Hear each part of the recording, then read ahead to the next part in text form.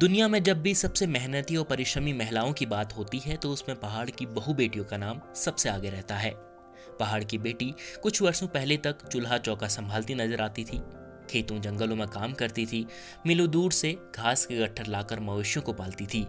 फिर जब उस बेटी ने घर की जिम्मेदारियों के साथ साथ बाहर की जिम्मेदारियां भी संभालनी शुरू की तो वह दुनिया के सामने मिसाल बन गई। आज उत्तराखंड की बेटियां सेना में हैं, सरकार के उच्च पदों पर हैं, सिनेमा के क्षेत्र में आगे हैं और कुछ ऐसी हैं जिन्होंने घर पर ही बैठकर अनोखी मिसाल पेश की है।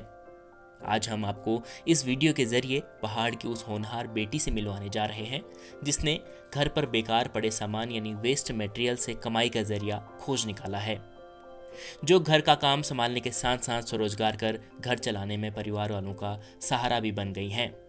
तो मिलिए पहाड़ की अर्चना से।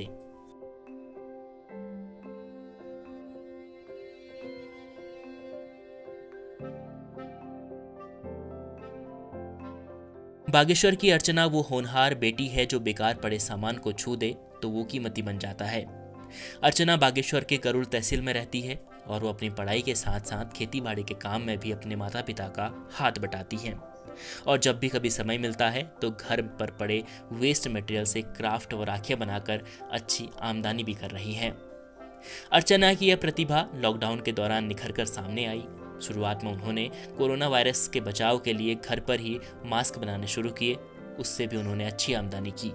फिर उन्होंने वेस्ट मटेरियल से उपयोगी वस्तुएं बनाना भी शुरू किया। लिहाजा आज वह ऑनलाइन शिल्पकला में राष्ट्रीय व राज्य स्तरीय प्रतियोगिताओं में द्वितीय स्थान भी हासिल कर चुकी हैं। अर्चना ने कैसे ये मुकाम हासिल किया, ये जानने के लिए हमारे संवाददाता जगदीश पांडे ने उनसे बात की है। अर्चना ने इस पर क्या कहा, आप भी सुन लीजिए।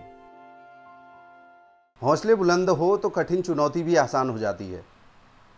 इस बात को सच कर दिखाया है बागेश्वर जनपद की अर्चना ने। अर्चना ने घर में पड़े बेकार सामान वेस्ट मटेरियल से साज सज्जा के सामान बनाए हैं। साथ ही राखी का त्यौहार नज़दीक है, रक्षाबंधन पे राखी भी उनने अपने हाथ से बनाई है। घर की वेस्ट मटेरियल जो सामान वेस्ट पड़ जाता है उस सामान से उनने राखियाँ वगैरह बनाई हैं और उनकी बाज़ार में काफ़ी डिमांड भी बढ़ी है। तो हमारे साथ में आज अर्चना भंडारी हैं, उनसे जानने का प्रयास करेंगे कैसे ये कुछ किया आपने और कितना इसमें फ़ायदा हो रहा है और कहाँ से ये दिमाग में आपके आया कि आपको ये चीज़ करना चाहिए। बहुत स्वागत है अर्चना आपका। धन्यवाद सर आपका। वेस्ट मटेरियल का यूज़ कैसे करना है वो आइडिया मुझे यूट्यूब से आया। सर जब हमारा टाइम बोरिंग होते हैं हम घर पे तो हम सब फ़ोन पे लगे रहते हैं नॉर्मली, तो मैं भी फ़ोन पे लगी थी। तो फ़ोन पे यूट्यूब में मुझे एक वीडियो दिखा जिससे ऐसी क्राफ्ट बन रहे थे तो मैं और देखने लग गई, मुझे इंटरेस्ट आने लग गया। तो ये सब ट्राई मैंने भी किया कि वेस्ट मटेरियल से आखिर हम कैसे बनाएं, क्योंकि हम गांव में रहने वाले इतना सब कुछ जो मटेरियल होता है वो सब बाज़ार से नहीं ले सकते हैं और हमारे वहाँ की जो मार्केट है वहाँ पे इतनी सब चीज़ें उपलब्ध होती भी नहीं है।